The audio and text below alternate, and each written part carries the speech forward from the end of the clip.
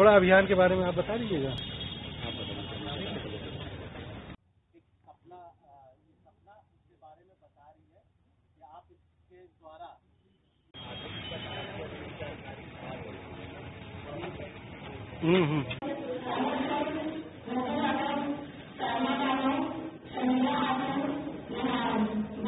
इसको छुपाना नहीं है, इसको खुल करके सामने लाना है।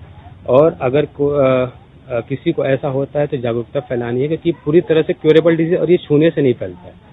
छूने से या किसी के साथ खाने पीने से बैठने से ये फैलता नहीं है।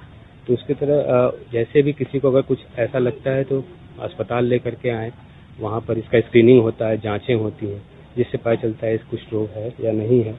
उसके बाद फिर इसका पूरा एमडीटी कोर्स होता है, जो कि 1 साल का कोर्स होता है। वो खाने के बाद मरीज पूरी तरह से स्वस्थ हो जाता है। डॉक्टर दीपक अग्रवाल।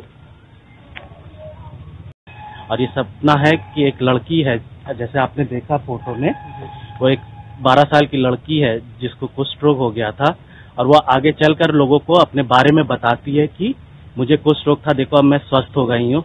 वही सपना लेकर हम लोग आगे चल रहे कि हमारा देश भी इस अभियान में हम लोग जागरूकता फैलाएंगे, और जो पेशेंट हमारे पास आएंगे उनको ट्रीटमेंट देंगे, ताकि उनके अंदर से ये भेदभाव मिट सके। जैसे भेदभाव होता है उनके